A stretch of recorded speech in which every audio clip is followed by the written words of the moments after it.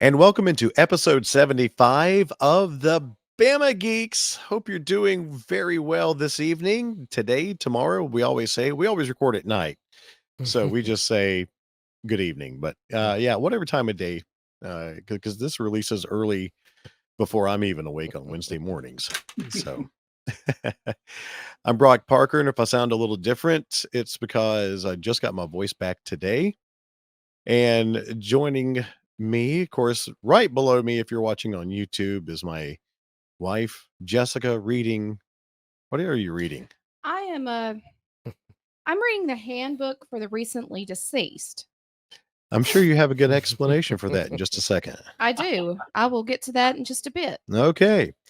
Well, of course, as always, Bo Bearden is down there with us. How you doing, Bo? I'm good, and I'm not reading about the currently alive, so I mean, I guess I'm doing all right. So. And to my, okay, I'm pointing to my right, your left. No, maybe I don't know. It's one of the squares. This is Mr. Joe Crowe. We are happy to have him on, a local Birmingham celebrity, if I've ever seen one. We've known him forever, and especially if you run in our circles, you've seen Joe. Kevin Whether you Gardner. like it or not. Our fourth Bama geek, Kevin Gardner, is on assignment. We actually don't know where we sent him to. We just told him to get in the car and drive. So Kevin's out there somewhere, but he'll be back with us for the next episode. But before we get into it, we'll go ahead and invite you to join us on our social media channels at Bama Geeks on Facebook, Instagram, X/Twitter, and TikTok and YouTube. And we're going to get into a subject matter tonight that's really exploded for us on YouTube. Our latest videos creeping up to, as of this recording, 85,000 views, which insane has surprised us. Right? We'll get into why it hit in just a little bit with Joe.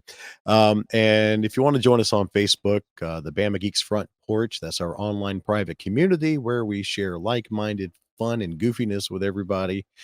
And you can also join us on Patreon, patreon.com/Bama Geeks. We normally record our Patreon episode before we start this episode, but we're going to flip it around and Patreon talk will come after the public episode tonight. So there you go. Let me get everything moved up to my other window where I can see everybody. That would help. And maybe. Yeah. Maybe it will. I've lost everything. There we go. All right, now I can see everybody. Boy. So yeah, I did lose everything. I lost my voice and I almost lost my wife. Yeah. Go ahead, Jess. So yes, well, let's see. Saturday morning, Saturday, March the 2nd, I get a call that I recognize as being from our the office that does our taxes each year. So I answered the phone, and the lady that prepares our taxes, Jessica, I need you to, can you verify your social security number for me? And it's like, sure, blah, blah, blah, blah, blah, blah. Yeah. Don't write that down, y'all. Yeah, blah, blah, blah, blah, blah. 923, Yeah. go. She said, yeah, that's what I have on your form, and that's what's entered in. She said, Jessica, your social security number is coming. Your tax return has been returned back to us. Your social security number says you're deceased. So, yeah, apparently I have died and I wasn't informed. The lady that prepares my taxes had to inform me that I am deceased. Recently. Apparently, yeah, recently, yeah. Hence the handbook. Yeah. So that's why I figured I'd better read up because I have no idea. And it's true, it does read like stereo instructions. So anyway, so yeah, that's kind of where we're at right now. I'm still technically listed as of recording as a deceased individual. I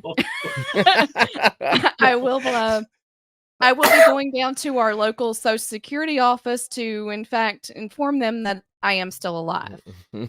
Yeah, I'm very excited. I really wish you would record it I want you to reveal that you're alive and to have everybody in that office go, "Oh my Lord!" So many jokes because we're Yeah. also we're Ghostbusters fans. Yeah. We're huge. Brock and I are huge Haunted Mansion fans. So there's a lot of there's a lot of jokes to play into this here. So I Yeah. said I just wanted to join the 999 happy haunts of the Haunted Mansion. So A little early, but yeah. And Yeah. so yeah, this is the craziest thing that I think that I've ever encountered in my life. So when she Oh, walks you- in, huh? I say you've done what everyone's joked about. You've been dead, but you still have to go to work. That's Yeah. thank you. Yes, right. I was gonna I can improve. In fact, yes, I have been dead and I have been attending work every day. Yes. that's- When you walk in, they just have to go Beetlejuice, Beetlejuice, Beetlejuice. This whole being dead thing, it really stinks. So After a few days, I'm sure. I am so glad. I hate that it happened, but I'm Yeah. so glad also that it happened. Yes. Yeah. I just wonder how long. When did this happen? How long have I been listed as being deceased? I'd really would like to know because apparently this wasn't an issue last year. No. We submitted taxes with no problem. So I wonder if someone with your number, like one before or one after, passed, and Yeah. somebody messed up in the filing. So that's interesting. The person who has passed, they're still listed as living. So well, that's what I told Brock. I That's was what we're like, thinking. that's what I told him on the other day. When we were talking about this, I said, what about the person who's actually dead? Who is supposed to be dead? Who- so somebody's. I'm sorry to say, fat fingers. They. That's a typo error. It could be like, your number is like 419, theirs is 491, something. Yeah, something like that. So Yeah. And I pulled up an article that detailed people who have gone through this and how messed up their lives can become. Oh. And so, Mm. yeah, I'm a little nervous, but hopefully it, what was the statistic you told me? The numbers on that? Can you remember? Because you were what looking. they said somebody was quoted from the Social Security Administration that 12 million people die a year and they only get 7 to 15,000 wrong. wow. So- And I'm like, well, great. My wife's in the minorities. Good. So that's We'll never get another house. It's great. Fine. yeah. I've this has been a weird feeling. So yeah, what a great story to start this podcast off with. I couldn't wait for it. I had to get that out there. So great. Oh, so well, as I said, we're thrilled to have Joe with us on here. Mhm. Joe, and I'm going to apologize in advance. I'm going to probably cough at some point. I have cough drops. I have a drink. I'm hopefully going to maintain, but we're thrilled to have Joe Mhm. with us. We've known Joe for a long time, Mhm. and Joe, I guess just to get everybody familiar with you, just give us a little bit about your background, especially when it comes to conventions and everything here in Alabama. Every convention in Alabama that has happened in, I don't know, this century, I have bugged them to death and gotten on board before they even started. Because I'm like, look, I live here and I have been doing this elsewhere in Atlanta at Dragon Con for years. I'm within easy driving distance, so give me things to do. And so at your Phoenix Festival, which long deceased Phoenix Festival, and Magic City Con, the Hoover Library Sci-Fi and Fantasy Fest, I was all over those things. So I started doing nerdy panel things at Dragon Con after getting a okay, let me take you back to the last century, which always Been there. sounds great. Right. I was I worked at like all websites from like the year 2000, now defunct, but I worked for a Sci-Fi website that I created, and we were an affiliate of America Online. Google it, kids. And it lasted like a year, and then the company, flamed out and just exploded, and exploded in a bad way. But anyway, during that time period, I managed to get like press passes to Dragon Con, so I got to do interviews, and I made connections then, and just started hosting panels. And eventually, after everything went kablooey, I kept my press pass, and then I became a guest one year, and finally they asked me to run stuff, which is a problem in that the more you volunteer, they eventually say, "Cool, let's put you to work." And so that's where I'm at now. It's it's neat. So, talk about your Dragon Con experience. You and Gary Mitchell, correct? Yeah. Run the Dragon Con American Sci-Fi Classics track. Yeah. That's I did panels for those guys when the previous director was running them, and did basically all his panels. I was doing his schedule and everything. And Gary wrote for my website. And he came to Dragon Con, and we took over when the previous director retired, and I said it might be a lot of work, so I want to split it in half. So I dragged poor Gary into doing it with me, and so we've been doing it. I think we've been directors 11 years, maybe 12, maybe.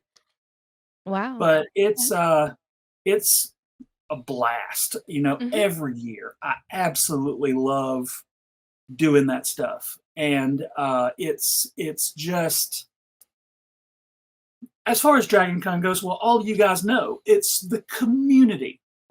It's the getting together with a bunch of like-minded folks and just putting the dumpster fire away for a few days. Yes. And Agreed. it's just the best thing. It is. We definitely gravitate towards your track more than any other at Dragon Con, and especially because, as we mentioned, we're huge into Ghostbusters, and our friends Craig, Abby, and Jake over at YHS Podcast, they've done panels with you there, and I've been on some of your panels as well. If you ever ask to do one panel, you're going to do 30 more. So Brock, you're on the hook. You've got like 29 more in your contract. I'm grateful for it. I remember, golly, what was it? Because I know we've got a special room there in the Marriott where the track does. That's where you do most of your panels, right? Yeah, we're in the basement on the level with the habit trail that takes you to the other hotels. And some years we're right across from the celebrity green room, which is super nice. We don't make a big deal out of it, but if you just hang out in the hallway, Doctor Who will walk by. It's not a thing. We try not to freak out. We do anyway. Because I remember standing in the hallway. Didn't William Shatner? Somebody walked by us one time in the hallway when we were standing there too, and it was just like, okay, well there he goes, So yeah, I didn't realize that though. So that makes sense now. Yeah. In that very hallway 2 years ago, William Shatner almost ran me over. Yeah. He was on a scooter and he took the corner on 2 wheels, and I was just standing there. I thought minding my own business, and all of a sudden, here comes Shatner. I dove. I escaped William Shatner. Then I looked. I was like, that was Captain Kirk. I love I wasn't. People were like, "Oh, I can't believe he did that." It was an honor Yes. to almost be run over. You could put your Right? name right there with the Kobayashi Maru, you know, you're right there with Kobayashi Maru. He's screaming the whole time, "Get out of the Vulcan way." I will say this.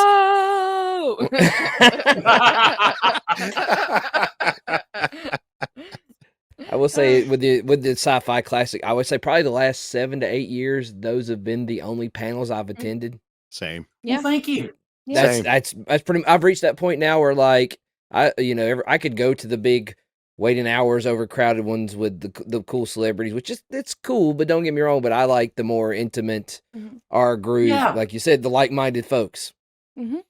And I mean, and it's not always the same. It'll be the same core people I know, but then there's still a ton of people I will see for the first time there, and it's really neat. And it's like I expect a bunch of folks like us with more gray in our hair, but there's a Yeah. lot of young folks that come in. I mean, it's a very very diversified group of people there enjoying it. And that's one of the cool things about it too. Mhm. I try to.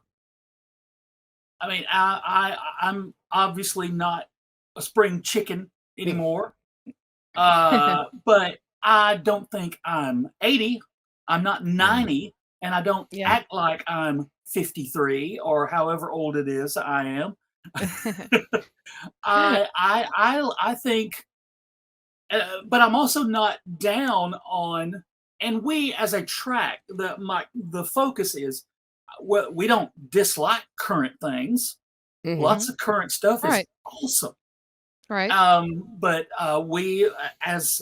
since we couldn't do panels on everything because other people need to be able to do panels too Mhm. on other tracks, we leave that for them, and they leave us literally our purview, our coverage area is literally everything in science fiction except for Star Wars, Star Trek, and I think Buffy the Vampire Slayer.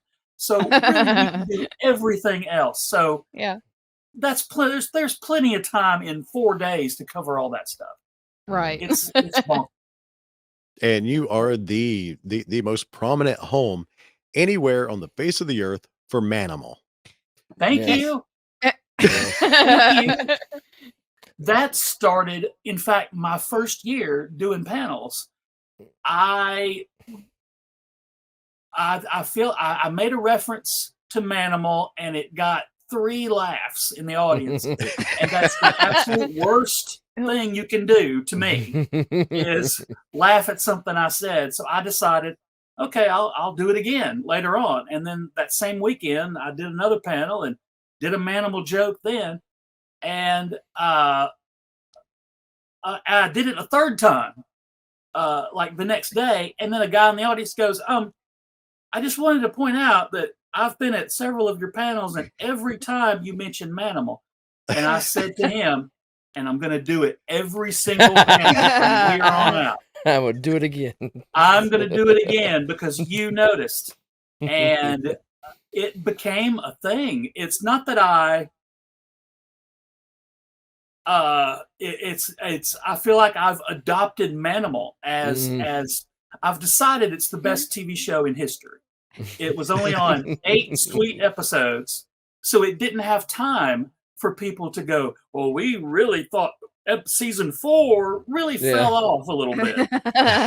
Every other show, even the most hardcore X-Files fan or Buffy the Vampire Slayer go, man, we got so tired of it around season 5. But as a Manimal fan, I say to them, shut up. I got 8 episodes. Look, Go ahead. I knew that Manimal would be brought up.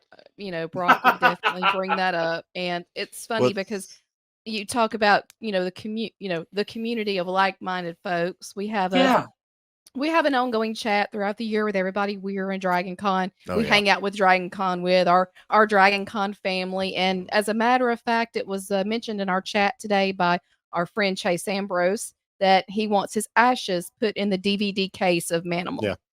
I have to make room for mine. I'll have to buy I've got, in fact, two I've got copies. the DVD case around here Oh, somewhere. hey, there you Oh, go. it's within arm's reach. Yes. You- I've got a room for a little spot for Chase right there. But it's so 80s. Mm. I think that's what appealed to me Yeah. even then. Well, of course, back then, in the early 80s, anything sci-fi of any kind, we were going to watch. Yep. Yeah. There Yep. weren't, I mean, Google it, kids, again, grandkids. There weren't 25 superhero movies that on all the time on cable, you know, and at the theaters, we got one season, and 1 year Manimal was it. and I was obsessed with it. I was like, it's the coolest show. And then after, I think it was canceled 2 days before Christmas. Ooh. Oh, That's- man. Yeah, it hurt me. I was 12. Why are you doing this? So what But year it's- did Manimal run? Well, you- 83. 83. Because I'll be perfectly honest, I had not thought about that show in years until I heard you mention it a long time ago, and it kicked in a core memory. I remember watching an episode of that at some point. I remember loving it because I was 83. I was 6, 7. Mhm. So yeah, I was 7. So I remember seeing it.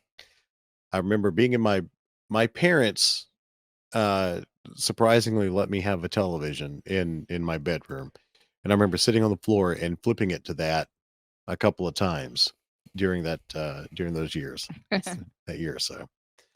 I vaguely It, remember So 80s. Yes. The thing that most people remember is they reused footage. They spent a lot of money once and got animal transformation footage with a special effects guy. I think it was Stan Winston, who became famous for other stuff later on, and won an Oscar, which I credit to his Manimal Yes. background, of course. Yes. Of But, course, absolutely. Yeah, and it could not be a more 80s show, but the co-star, the tough lady cop, was played by Melody Anderson from Flash Gordon. And a few years ago, she and Sam J. Jones came to Dragon Con, Mhm. and I said to everyone who would listen, get me Melody Anderson. I'm going to do a Manimal Panimal with this woman.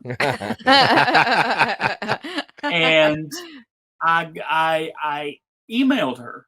I found her email address and emailed her, and I said, "You're coming to Dragon Con if you're interested." And she wrote me back one word: "Unbelievable!" Exclamation point.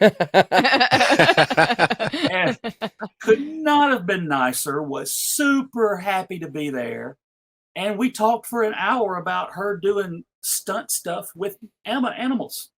She said it was one of the coolest things she had ever done. So Wow. I felt like I also, everybody said, "Well, now that you've got her, you can retire, right?" And I said, "I'll never retire." But no, it was a blast, and the fact that I got somebody who was on Manimal, that was tremendous. And there's no topping it. Not really. Oh, that's awesome. I remember other shows I watched during that time. Riptide. Mhm. That- Riptide. I remember that, and Blue Thunder, the helicopter. Blue Thunder, the helicopter. Yeah, and Airwolf. Of One course, time, Airwolf. Airwolf. 1 year, I think last year we had an hour where I just named the panel "Yell Out Shows You Remember," and so we just had people yelling, just throwing names out, and we tried to, and somebody would inevitably, they'd be like, "Well, there was this show about this helicopter," and then somebody else across the room would go, "Blue Thunder." And so, like you were saying, like I was saying, the community. Yeah. Everybody knows something about something amidst Right. Mhm. all Yep. these And then when you get a But group of them in a room like that and it happens, it's like it's just amazing how you were thinking of something and somebody's like, I hadn't thought of that in years, and the community just kind of opens up and that's comes together like that. that's what I like about my little corner Mhm. of the Dragon Con. Yeah.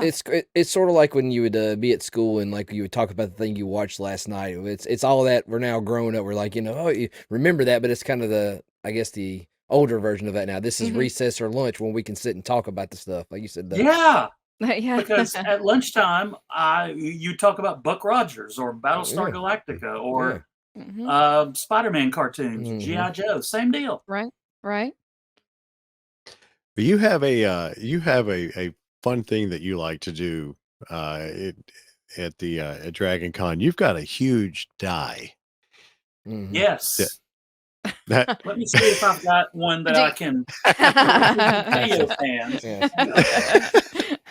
you guys have to see this. This is I'll Yes. let him explain it to you, but he every year he has this massive Now, D20. your audio fans get nothing. Right. They will not get to see this at all. But every year, Look at There that. it is. Yeah.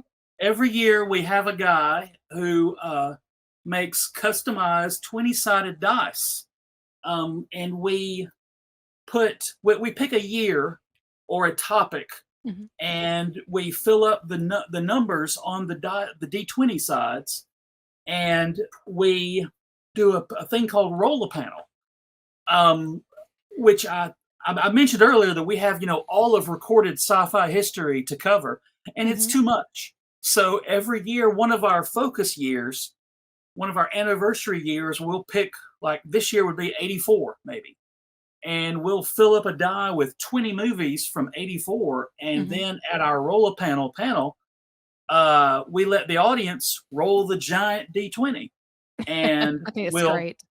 we'll have like a short, like a 5-minute panel about whatever comes up. Uh-huh. And I forget what year this is on the one that I have here, but I saw this Teen is Wolf on how there. this is how super clever I am. Number 4, Rocky 4. Look at that. And I think I got Friday the 13th at, well, number 5. I don't know why I did that. Oh, wait, because it was Friday the 13th, part 5. There you go. There you go. See, Okay. I am smart. But but what we do is our guy makes these, and we display them all weekend, and then throughout the weekend, or at the end of the Dragon Con weekend, we auction them off for whatever Dragon Con's charity is that year. Mhm. And we all the money just goes straight in the bucket, to Right. whatever charity that is. And it's a neat thing that we get to do to give back, and Mhm. and you get a legit one of a kind collectible out of it. So Mhm. it's a neat little I forget even how we came up with the idea for it, but I'm going to take full credit. It's a lot bigger than my AMC popcorn bucket for Dungeons and Oh Dragons. my gosh, how cool is that? Well, I had to fight to get to get this thing. I don't know. There's the lid. Yeah, it's a big popcorn bucket. Just collects popcorn buckets, and so Mhm. Jess, Yeah, did you get the Dune popcorn bucket? No, no. no. We have I talked tried. about the did you? Okay. We've talked about it, but no, we haven't actually. Gosh, we hadn't even hardly ever been to hardly to a movie at all this year so far. Yeah. Yeah, Now so we did get well, Bo and I were in Huntsville this Mhm. past week, Yeah. and we did get a friend of ours picked up the Cinemark Cinemas Slimer bucket from Oh, neat. Ghostbusters Frozen Mhm. Empire. he's cute. 'Cause we don't have a Cinemark down here, do we? In No. We Birmingham? don't. Ah, No. We're all boo. AMC. I think we have That's one why. Regal, maybe. Yeah. Maybe. Yeah, most of it is well, Premiere. Yeah. Yeah, You Premier have the Cinemas. Premiere Cinemas, some Yeah. Regals, but mostly AMC. So anytime Cinemark comes up with something, promotion and especially with the Ghostbuster stuff, I have to like hit up my little hey, I need you to go by that Cinemark for me. And, She has a dealer, a popcorn bucket dealer. Well, you mentioned, this being potentially, maybe having some stuff from '84. There's a massive Yeah. movie franchise that As a matter of fact, there is. Yes, So there is. I feel like this year, and a thing I do, like I mentioned that we focus on like big anniversaries and Mhm. small ones for big movies every year on American Sci-Fi Classics track. This year happens to be the anniversary of the first Ghostbusters. yeah, That's right. 40. So I figure we'll do something. I don't know I what. hope so. I don't know what yet, Yeah. but we'll do something cool. We'll do one anniversary year we did a Ghostbusters dance in our track We room, did. I think. Mhm. We were Yes. there. Yep. The prom, the Awesome. 80s prom. Yeah. Yeah. And I think either the second or third year, coincidentally to whatever anniversary year it was, Ernie Hudson was there. And that was so in I think that was maybe the second year that I was the director, maybe the first. But that was maybe we can get some more Ghostbusters back. That would be 2010, 20 2011, 2013. I 2013. think it was 2013 because So that would have been, I believe, my second year. yeah, because I was on that panel with Ernie along with Chase. Chase and Yes, I did that's the right. panel with Ernie. Mhm. Yeah. And it's also Gremlins, right? 40th? Yep. Yeah. Is it? Yeah. Okay. It's Ghostbusters, we'll- Gremlins, and Goonies, I believe. Isn't that right? Wow. Yeah. No, Goonies was 85. Okay, 85. Okay. Okay, so well, I next year, can Back to not the talk about Future. And Goonies this year. That's right. Next No, year, yeah. I want like a reunion of all the Goonies. I want Short Round. I want everybody. I don't I'm care for how much that. it costs Dragon Con. I'm on board with that plan. Yes. As long as it come out of It's their not my money. exactly. Come out of their coffers. Yeah. Now, one thing we're y'all making do.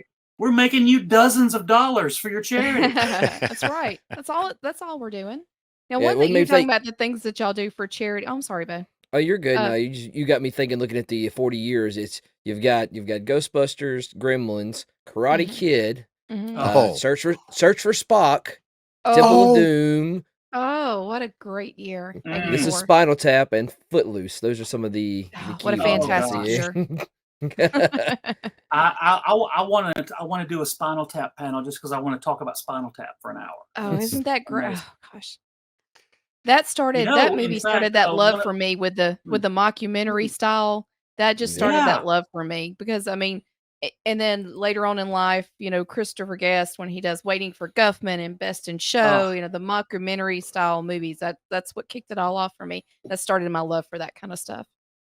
Best in Show is just one of It's a wonderful movie. Mhm. It's so and good. dog people are really like that. They do, and It it's just you would think that they wouldn't. They'd feel like they're being making fun of, but no, they Nope. actually do like it. A nice lady I work with, she's the best, but she is a dog person, and she is basically a character in Best in Show. And it's 100% real. Oh, it's one of my favorites. Definitely one of my favorite movies. We're talking about some of the things y'all do for charity. Now, y'all do. I haven't made it to one of these yet, but am I correct? Y'all do a movie that it's like you have to like pay to leave. You're watching. You have to. Yeah, you have to pay to leave the movie. We technically we can't charity. actually lock the door Yeah. because that technically is Yeah, kidnapping, I think. right. Fire hazard, But- kidnapping. Yeah. Yeah, but we at our last panel, I think most of the nights, every Dragon Con, we'll do a lock-in panel, and it's usually something that some people have called bad movies. Right. I call them awesome movies. And you have to donate to the Dragon Con charity at the door if you want to leave. Right. And so we have the bucket set up at the door, and the longer you stay, the less you have to pay. Okay. And All right. every year, Gary, my co-director, drops $20 in the bucket as soon as the movie starts and leaves. And I don't see him again. But the first funny. year we did the Star Wars Holiday Special. And one year we did Kiss Meets the Phantom of the Park. Oh, And gosh, these movies that's are great. amazing. Yes, And it's best to watch them with a crowd. it is.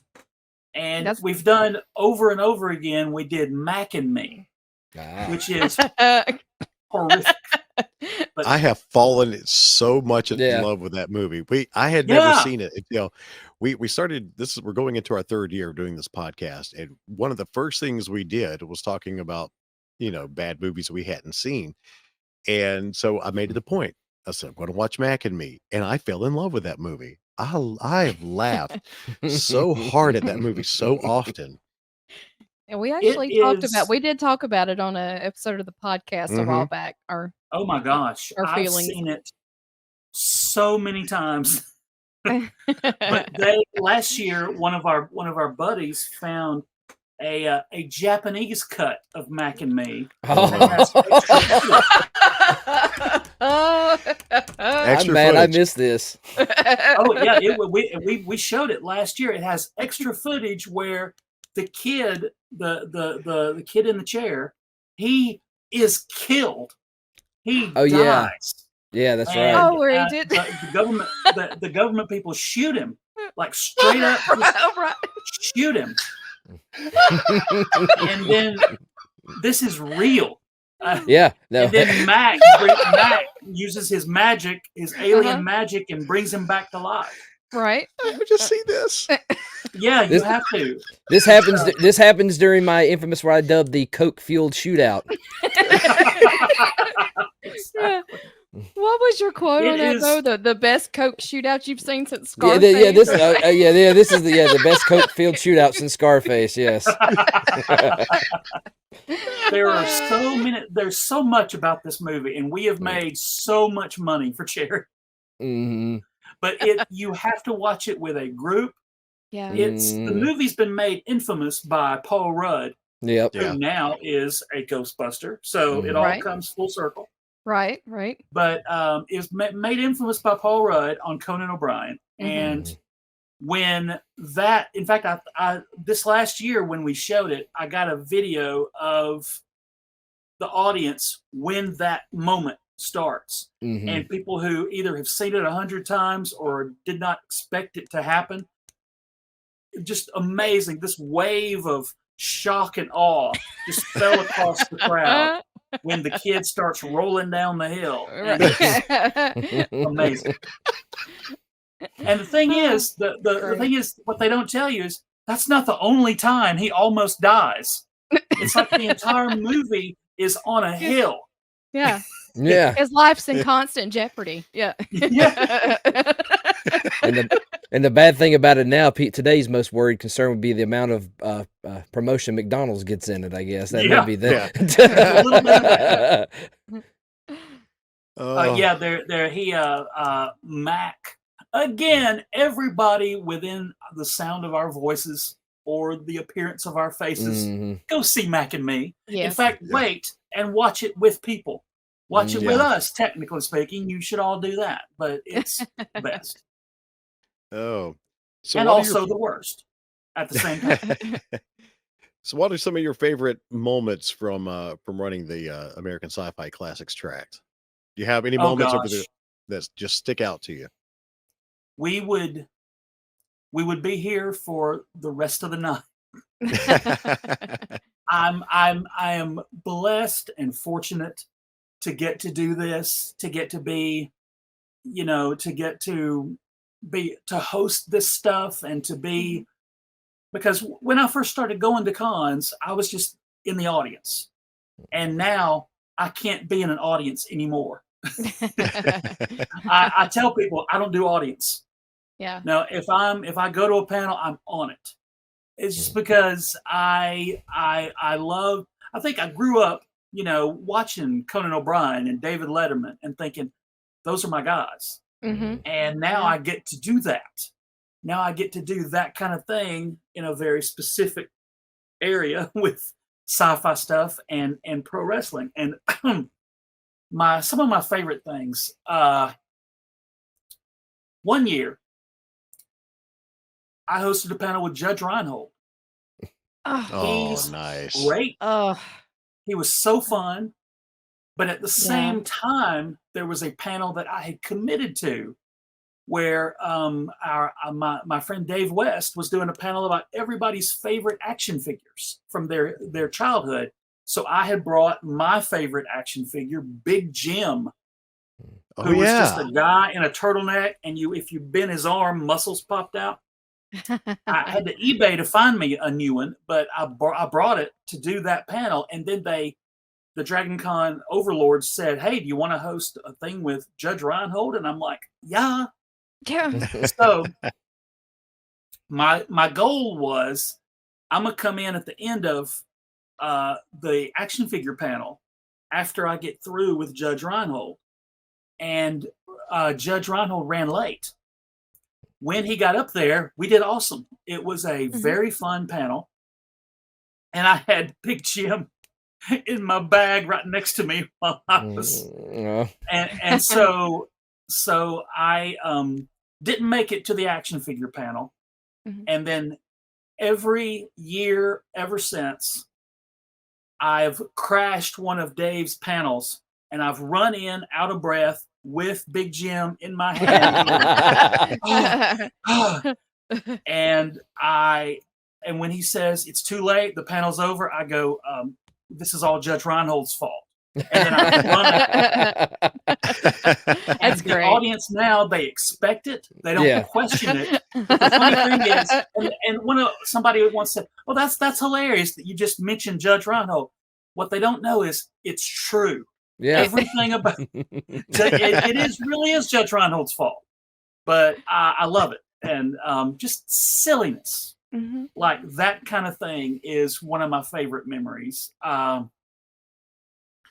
What about y'all? What have I'm going to throw it back at you guys. What are some of your favorite things, the Dragon Con things you've done? Like one thing.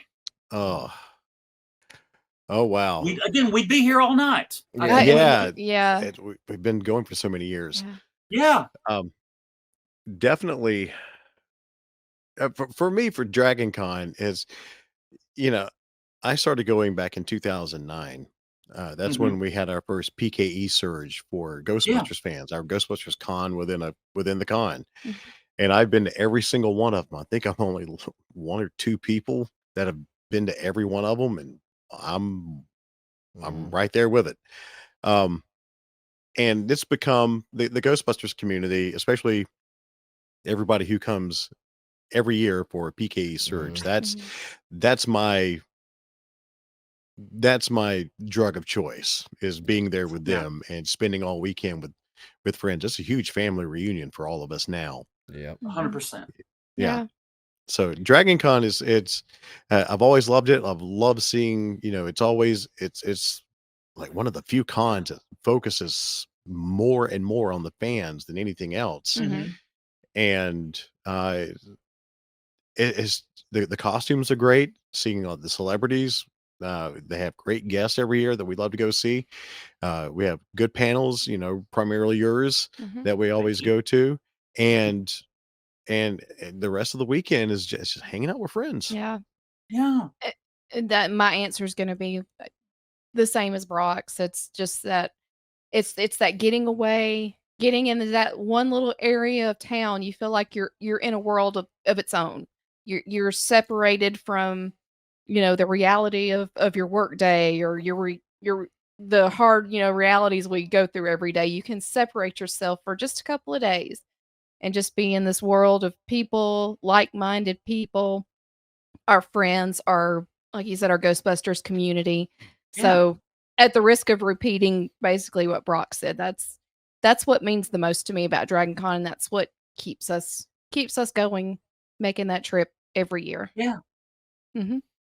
I'd say I'd echo the same sentiment. I mean, it's I have people that, I don't mean this negative towards people I've known through my life, through friendships that way, but like I've made friends through this, doing through that like, I feel like I've known him my whole life, and I've only known him Yeah. maybe 10, 15, 20. I'm 42. I've only known him half my life, but I feel like I've known him since I was 4, 5. Mm-hmm. And I mean, Yeah. it's another version of me and my enjoyment of things from another place, and I think it's like I said, it's just that I always refer to Dragon Con kind of the nerd Mardi Gras. It's we get to check out from reality, have a good time, and I'm still swearing like I said, y'all can hold me to it. But if I ever win one of those ridiculous lotteries, I'm gonna build this as we get older. I want to have our PKH Surge nursing home where we're all gonna have our section recreated of Dragon Con. That's gonna be it. So Yeah. I will tell you that the number one moment for me for Dragon Con, hands down, is getting engaged to that little lady over there in 2018. Ah, Yeah. We did that at it's a Hyde Park that's right there outside the Costa Max Loggers. yeah. Mhm.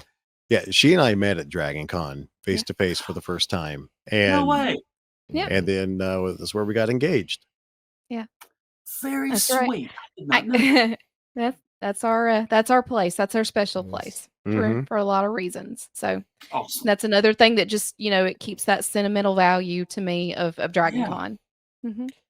Well, maybe think like mine is not as romantic, but I will say it might be that year we had Ernie, where we had Ernie in the parade with us, and Mhm. Lauren had his Ecto 1 with us. Yeah, and we had Ecto one. like a honest Miller Meteor Ecto 1. And I was thinking, how many was us in that parade that year? 60, 70? It was one of our higher Closer to higher 70. numbers. 70. It's probably our second highest year we've had. We may have had 90 there that year. Yes. I know this past year we hit 100. Mhm. Yeah. Oh, Yeah, We maxed it out. We maxed out all our passes this past year. coolness. Yeah. But yeah, I think that year, that was a good year. That year, that one's fun. And then, of course, me and Brock can reminisce on the year the Canadians came with us. That was a fun year, too. So, 2013. yep, that was that same year. Wow. Yeah. Yep. So one thing that I attended last year, I'm going to go ahead and segue into the other subject we're going to talk about. Yes. The one thing that I finally attended last year for the first time was Dragon Con Wrestling. Mm. And Bo and I went and we got to see Joe there. That's probably the last time we saw you. Yeah. Yeah, Such a so- busy weekend. But wrestling, Joe, you've also got your hand in that as well. Mhm. How did you get started with that? I was my day job, or really my night job, for a dozen years or more. I was a copy editor and a writer at the Birmingham News. And one year, wrestling came to, like a local independent federation came to the Boutwell Auditorium. Mhm. And I did a story about it. And I wrote the story and met the lady who was in charge of it. It was a company called Wrestle Birmingham that did local shows here in town, and at like the Zamora Shrine Temple, Mhm. a little Right. bit outside of town. And she said, "We need a ring announcer." And I said, "I can do that." And I'd only done it 2 times before in my life. And it had been like a decade earlier when I crashed another pro wrestling show and offered my services when I had never done it at all. I was in college at Montevallo, and I walked in and said, "Hey, I can do this. Do y'all need help?" And they were like, "Sure." Uh-huh. And so I just BS'd my way into it. And then I did it again with this lady. And she was super nice. And she invited me back to all of her shows. She only did a few after that. And through her, I met other folks doing their own independent wrestling leagues. I ended up doing a show for a long time in Munford, Alabama, which is super in the woods. Super. Yeah, you're not lying. I've been once. Yeah. And then we moved. It was called Victory Championship Wrestling, and then we moved to Gadsden, and the owners of Victory bought out an old movie theater, one of those old 2-screen movie theaters Uh-huh. that was inside the mall. and they revamped it and put a wrestling show arena in one theater and a training room with a ring in another. Mhm. And so they train rookies in one ring, and then we do shows out of the other one. And that we call that Spartan Pro Wrestling, and we've been there, I think 2 years now, maybe going on 3. Mhm. But it is our schedule kind of varies lately. At first, we were doing it every week, and then it went to 2 weeks, and right now we're about monthly, but we're going to ramp up again pretty soon. It's the best thing, and I don't know if I answered your question. No, you did. No, No. yeah. So that I was curious what that was before it was the wrestling arena.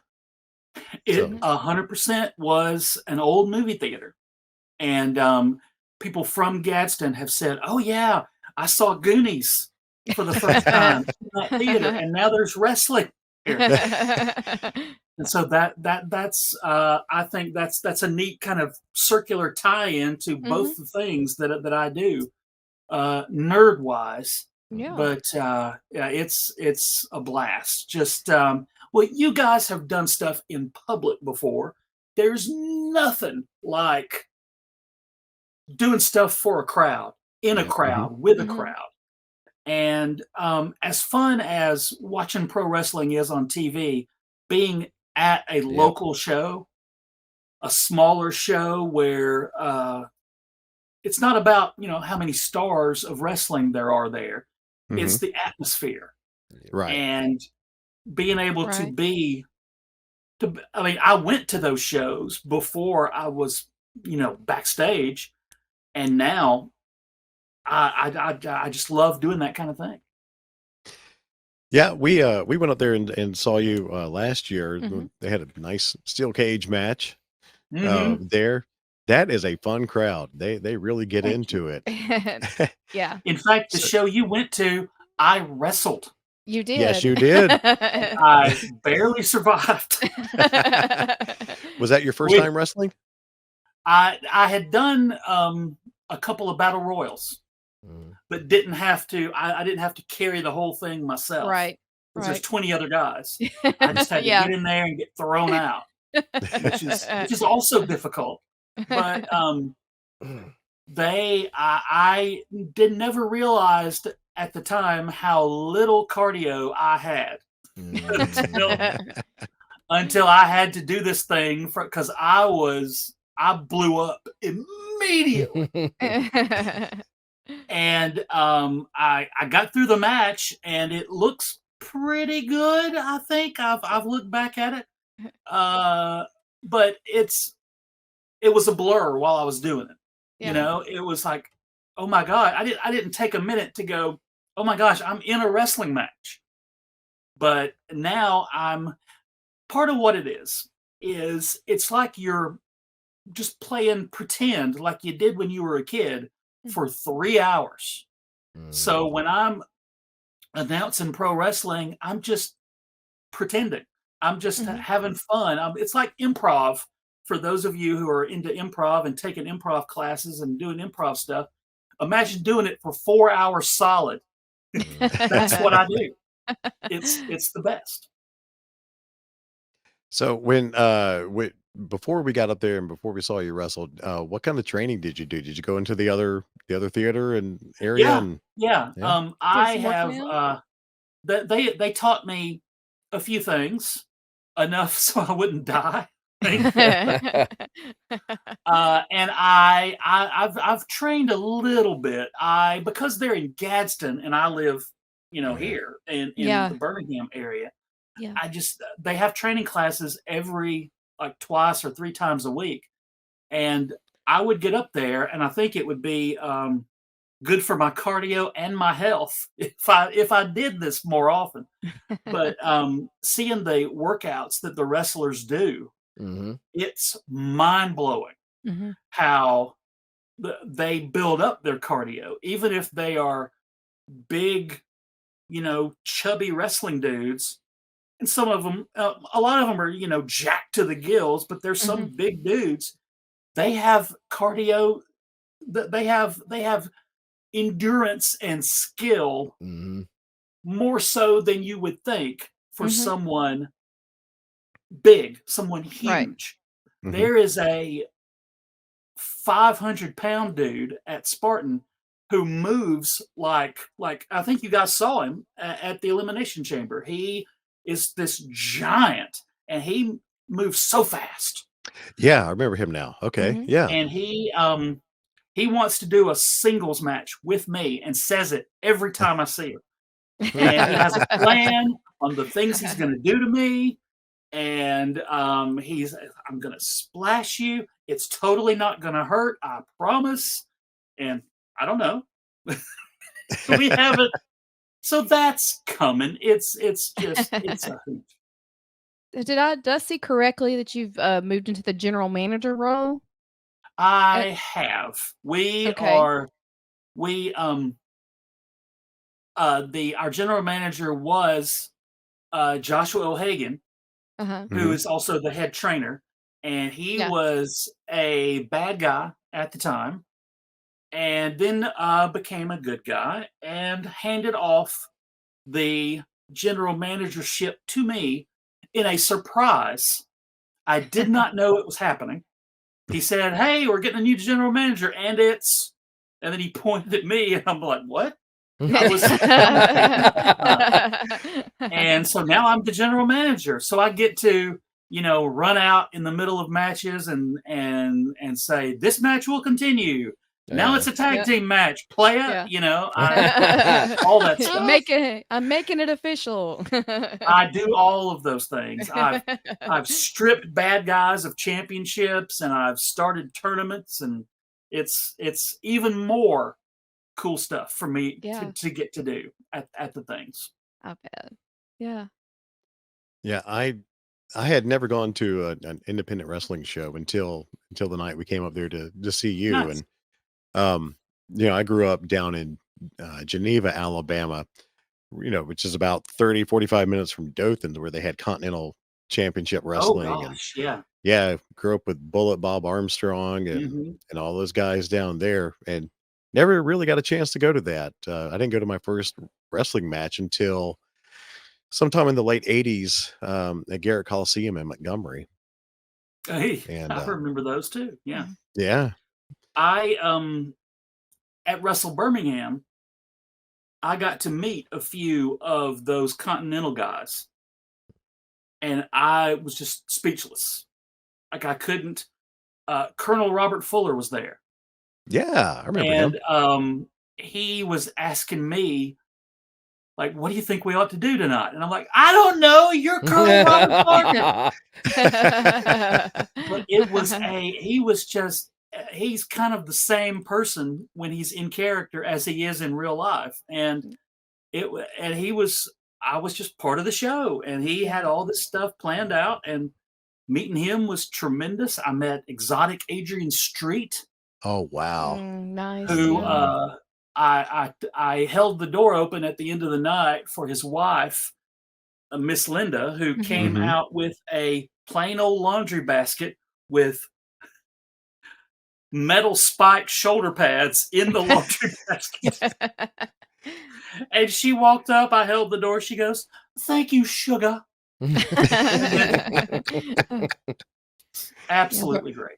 Birmingham's got a great wrestling history. Alabama, Birmingham, it's Yeah. very deep. Got a really rich wrestling history to it. I Yeah. wanna do, just since I've been involved in it, it seems like a lot of little federations have popped up, and I encourage that. If you wanna start a federation, do it. And call me.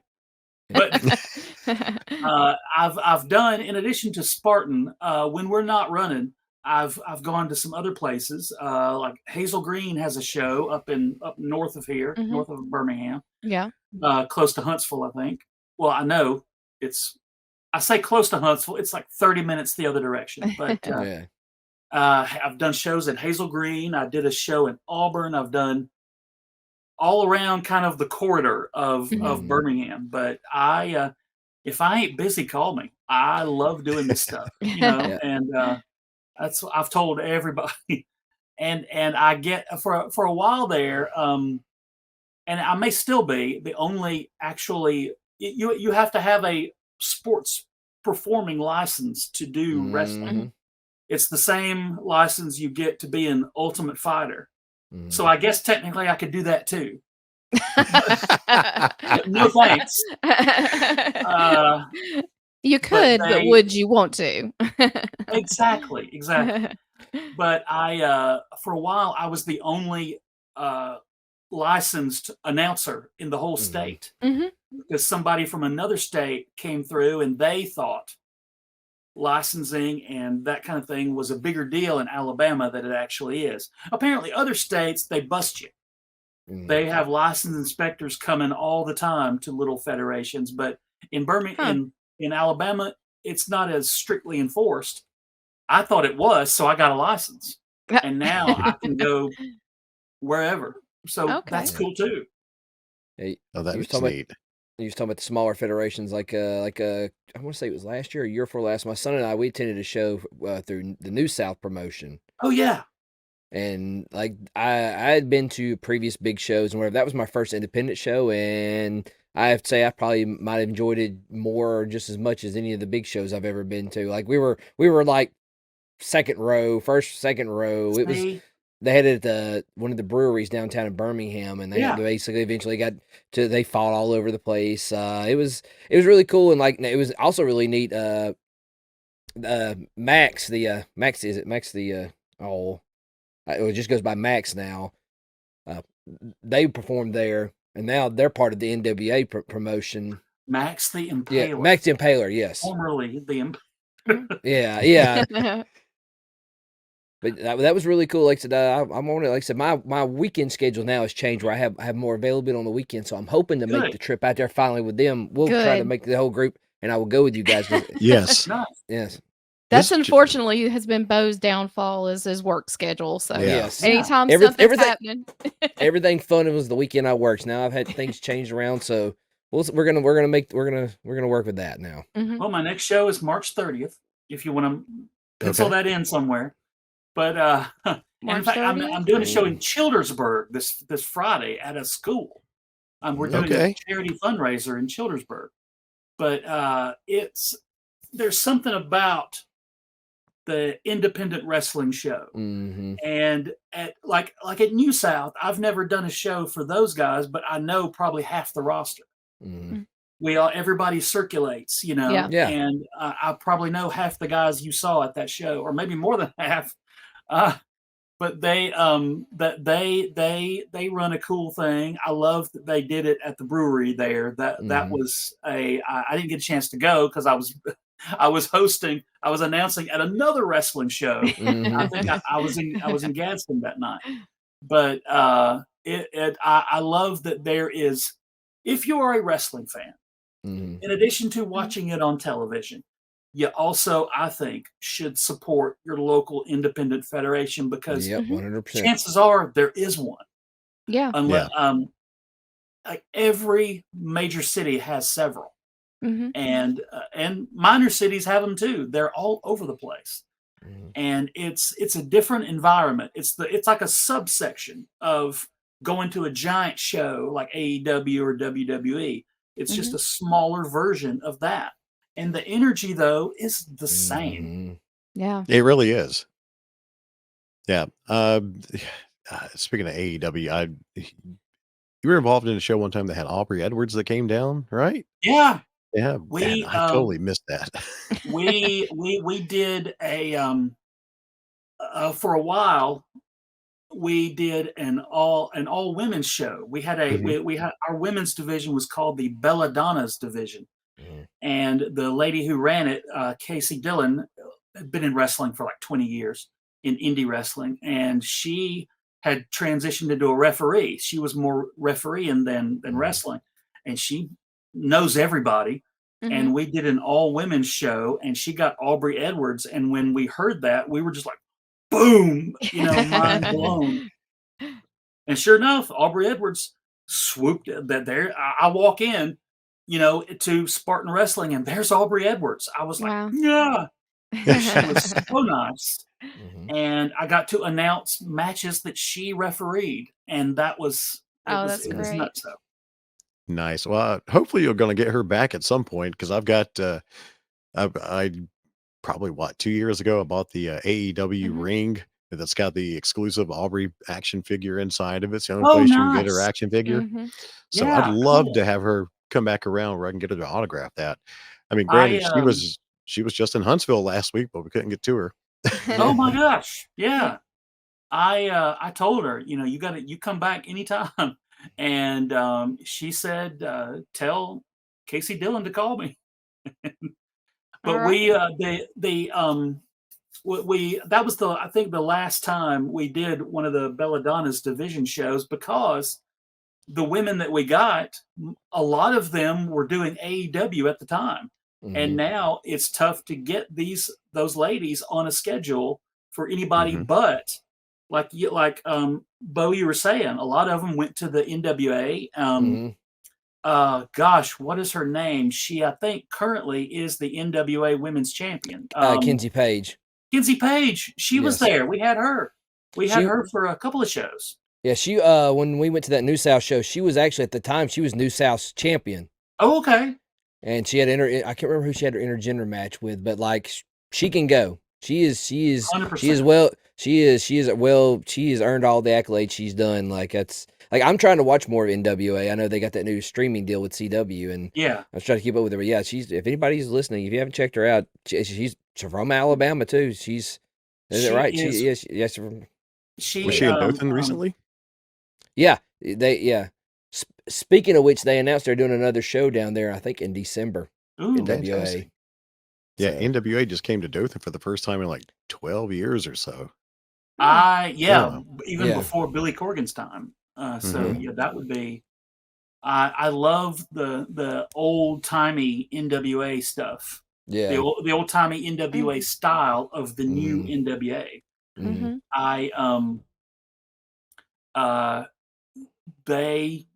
If they want my number,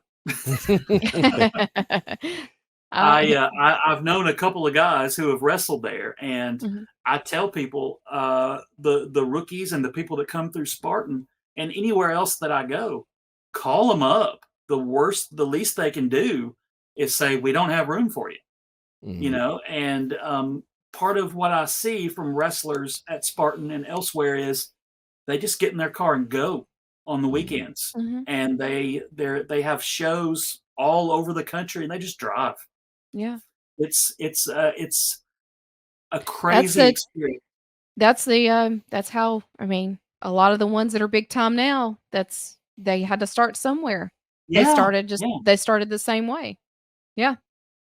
In fact, one of our guys that started at Spartan, or at least I'm claiming him, that he's in NXT right now. He was Eric Briggs' partner, Brooks Jensen.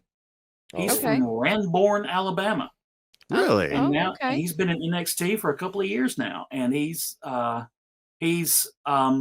looks the same as he did when he was with us. Now they've got him in jeans and a Western shirt, and he was the what they call him, we called him the Alabama Stud when he was with us, and he had just graduated high school, Wow. and now he's in NXT, which is Oh, nice. tremendous. That's great That's to hear. fantastic. Yeah. Excuse me. I told you I was going to do it at some point during this episode. Mhm. I couldn't mute it quickly enough that time.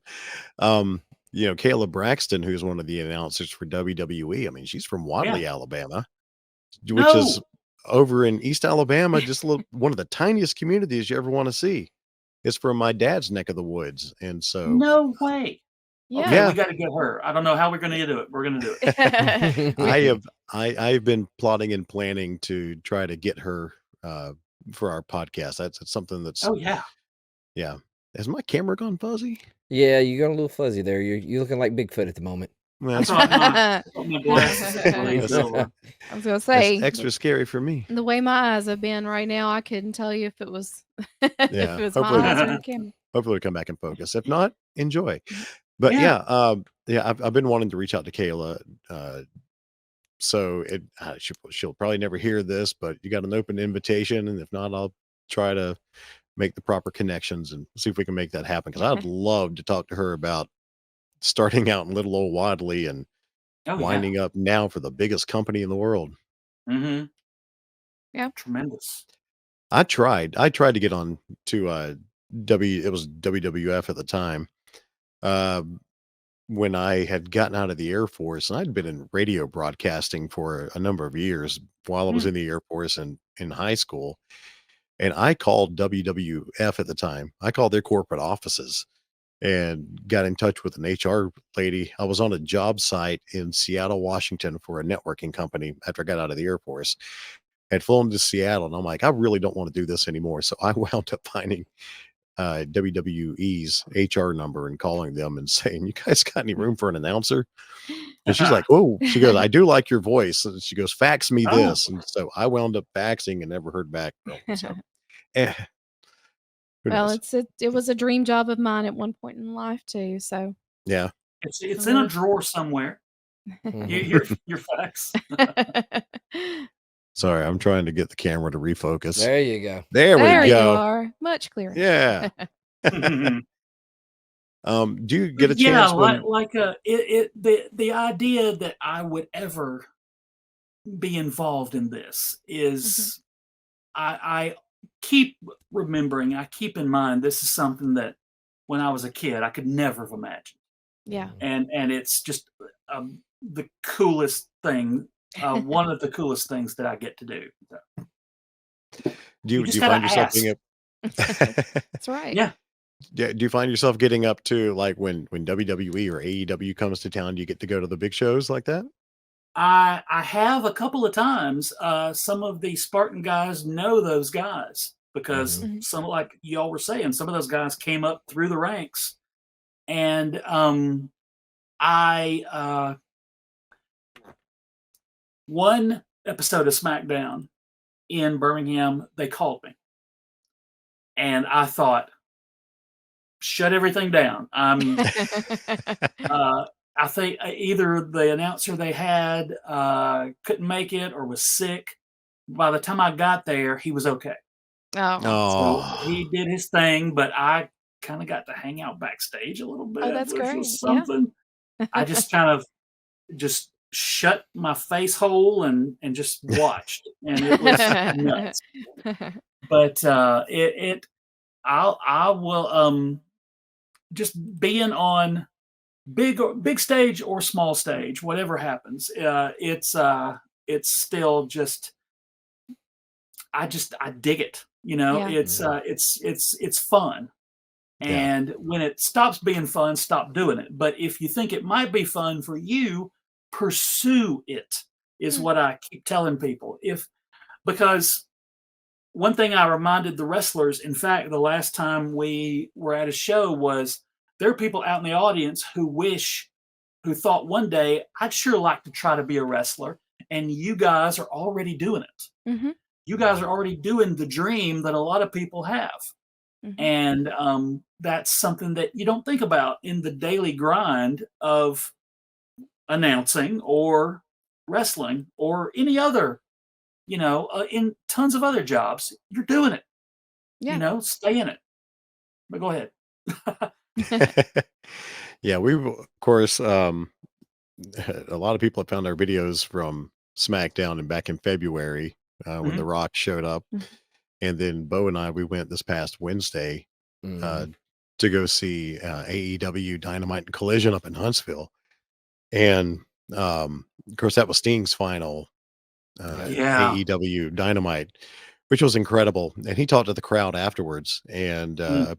And yeah, so thank you to everybody who's seen that video on our YouTube channel. Yes. Thank you. Yeah, we have probably as of now broken 85,000 views on that.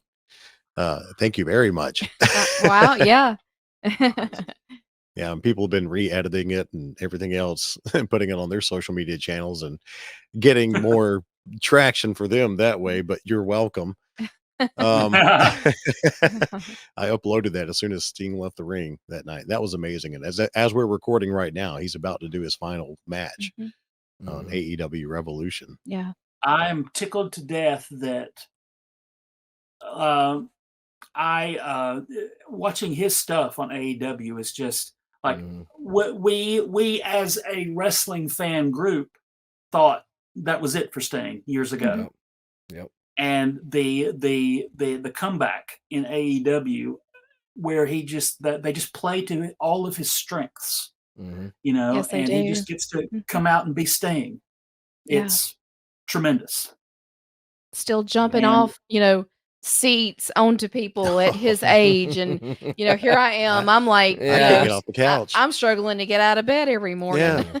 Yeah, I want to be able to do that when I'm Yeah. his age. I can't do it Right? now, but I got off the couch yesterday and my knee went, ah. and meanwhile, Sting He- jumped off a house. yeah, he's taking dives, and It's crazy, and is. I feel like I read an interview where they told him, maybe it was Darby Allin saying this. He said, Sting, you don't have to do any of this, and Sting was like, you're doing it. And so he wanted to set an example for the younger wrestlers. He said, if I can do this, so can you. And so it's just neat. It's a cool thing to see him. Yeah, his pairing with Darby has been great, and we've met Darby a couple of times, and had great interactions with him. So super nice guy. I mean, I got to play tic-tac-toe with him at his table. Yeah. So She was trying to win an 8x10 photo. Said she had to pay for it because she lost. Nice. Excellent. Oh, yeah, we got him to do a promo for Spartan when we saw nice. Darby. Oh, okay. So, nice. We'll nice. We'll put that in the bank. That's something to savor. But he was so nice. He is. He's He's the coolest dude. very much so. Yes. The cool thing about wrestling, like especially like wrestling was it's living comic books. That's yes. You get to see the guy triumph over evil, but it's actually like an actual thing you see happening in front of you. Mm-hmm. That's why I was saying, if anybody wonders why you get so mesmerized, and then you get to see these characters, and like the cool thing about it now is like somebody will find some form wrestler, you'll find a characteristic you're good with, and it kind of becomes an extension of yourself. Like, hey, I'm like that guy, and I'm watching him do that. And the cool thing about and like now, like wrestling, like and like you were talking about the ladies, like I would tell you, like really cool. The ladies stuff might be really exciting because even though now they've been wrestling for a while, like really now it's exploded. You get to see cool stuff like the previous ladies elimination chamber. It was oh my gosh. Oh man. Yeah. Hey, So- I'm an 80s glow girl right here. Yeah. I love glow wrestling, and that's why I said it was a dream. It's always been a dream job for me. Yeah. I mean, I don't know if I ever wanted to be more of a wrestler or the manager side of it, Yeah. or the valet. So, but it was, because I saw, Miss Elizabeth, of course. So, it's like you said, to me, it's the same way, Bo. It's seeing these larger than life characters that are, in a sense, superheroes. Yeah. Yeah. Bo, that's and I'm sure y'all are very similar to me in this regard. The first thing I loved when I was little bitty was comic books. So I got into pro wrestling that way because it was live action. That's 100% what you said, Bo. And it's live action comics. And it's live action movies just happening in front of you. And it's just the coolest. It's such a unique art form. Mm-hmm. I call it athletic theater. Yeah. Athletic theater. If people doing Broadway had to hit each other. Yeah. Perfect. Yeah. I mean, you got to remember it's on top of you got to remember what your character you're what you're doing as you, but then also you got to remember what you're doing as the match goes on, because even though this is this boom boom boom, nothing ever goes according to plan. No. Those guys that's one thing. Like I enjoyed it from my childhood days, but now I enjoy it as on a different level. Mm-hmm. Yeah. like how I consumed it now, I can see what they were doing and what it's supposed to, where they're going, and then see Yes. what the outcome. You appreciate it a whole other way. I mean, Right. You know how one thing how I always explain it is at the beginning of that movie Fight Club, Brad Pitt explains that he used to used to run movie projectors, and now when he watches movies, he sees the dot in the corner that tells you when to change the projector. Yes. And now when I watch wrestling, I see parts that I've seen them work on at Spartan. Yeah. But it doesn't take away from being swept up in the emotion of the whole thing. Oh, the emotion. It's, Yeah. even if you see, even if you know the building parts, Yeah. that's why online I don't post negative garbage about pro wrestling. I love it, Yeah. and I don't care what federation it is.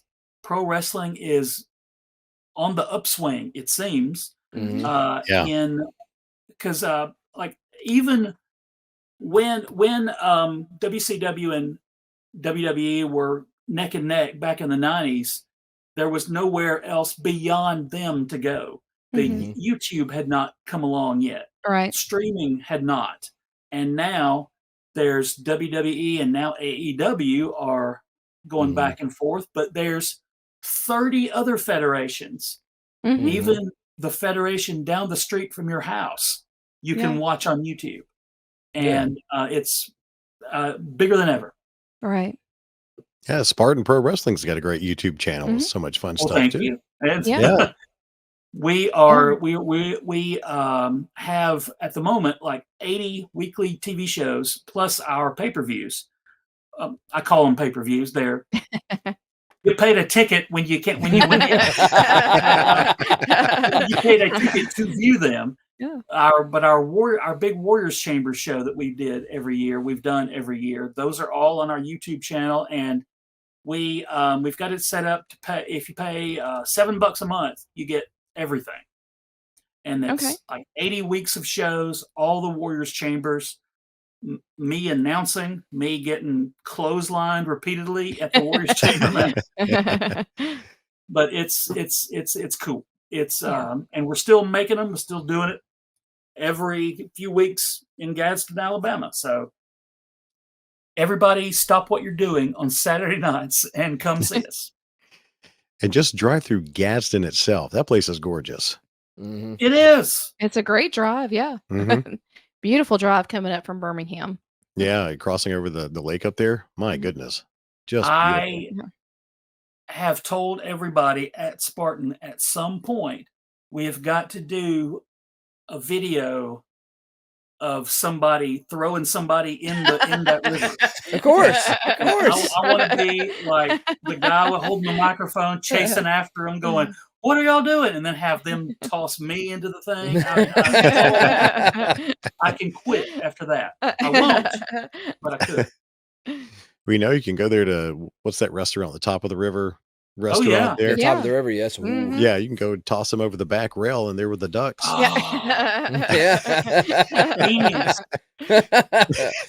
No, have top a meal of the river is like 5 minutes from Spartan Wrestling. That's where we had dinner before we came to the show that night. So Excellent. Good. Free plug. Good food. Yeah. Yes. So go to the top of the river and then go to the Spartan Wrestling. Yeah. Go see Joe. Yeah, That's right. We'll make sure to include do a link to Spartan Pro Wrestling in their descriptions and Thank you. and in the podcast Yeah. descriptions and all too. So, well, man, I have thoroughly enjoed all of this. We're going to have you back on, Joe. Yes, thank you, Joe. This has been great. Please do. Yeah. Y'all just give me a holler. It's like you said, just give him a call. He's there. Hey, call him. Yeah. Since we haven't had any local cons in the Birmingham area in the last couple of years, the only time I've seen you guys is at Dragon Con. But we gotta do more things. Yeah, Absolutely. Iron City Comic Con is happening the first weekend in June, and then of course Alabama Comic Con is September. September. Yeah. I think so. Yeah. They are going to do, and then Huntsville. Yeah. There's the con up in Huntsville in April. Orange Oh, yeah. Cassidy's going to be at that one. Mhm. Yeah. Nice. So, speaking of wrestling Just guests, go so tap him in the Yeah. shin. yeah. But absolutely, Love. yes, sure. All right. Well, before we wrap everything up, Joe, Jess has a Oh segment that she yeah. does every time about her favorite Southern words and phrases. And Mm. so we wanted to give you a chance as well. Is there something that you've grown up in Alabama, around the South, hearing, or something that you like to say that is uniquely Southern? I have a couple. First one is, even though I know how it's spelled, I love eating it. Okra Okay. is okry to me, Okra. and it Oh, shall yeah. always be okry. Oh, And love it. yeah, fried okry. Oh, Mhm. But Brock the second doesn't. one- Brock doesn't agree with that. Look, we but didn't have to reveal that to him right now. But My- that's okay. I'm That's out. more for I me. quit. Yeah. Yeah, my mom made me eat so much as a kid. It's one of those foods I've never picked back up. But the word that everybody I knew in the Crowe family used and still uses to this day is, if something's broken, something's not working, it's rurt. Right. Yeah. Right. Yes. Yes. And Or the milk I had spell gone it- bad. I spell it RURNT. Yeah, Rurt. that's right. And I did not recognize the word ruined when I saw that word when I was reading it. I thought, well, what does that mean? Yeah. But it's rurt. That's And right. Yeah. I've done my best to bring that back. Mhm. I'm not letting rurt go away. I use it every chance I get. Yes. Fantastic. Well, honey, do you have one picked out as I well? do, yes. What do you have? I have selected the word piddlin. Who? Oh! Piddlin. Pidlin. I thought you said piglin. Mm. So, I'm half deaf. a It's great. piddlin is a small amount that's not worth bothering with. Someone who is piddling in the yard is wasting time and not doing a whole Mm. lot. Hmm. Piddling. I love it. We also when we do these normally feed into Kevin. He is the king of puns and dad jokes. Mm. So I hate you missed that one this time, Joe. Well, Oh, next time we have you on, That's Yeah. it. yeah, Yeah. we'll make sure Kevin's available then. I love it. Thank you guys so very much. Oh, thank you, Joe. Thank you very much. Obviously, I've seen you guys at a zillion things, and I've put you to work at a Sci-Fi Classics track a bajillion times, and you're doing it again this year, whether you like it or not. Okay. We love it. And Sure. but no, this is I loved when I was little. You couldn't find anybody who liked the same stuff you did, Mm. and now here you guys are. Yeah. And here they are at Spartan Wrestling, and here they are at the Sci-Fi Classics track, and it's Mhm. community is the best Exactly. possible thing.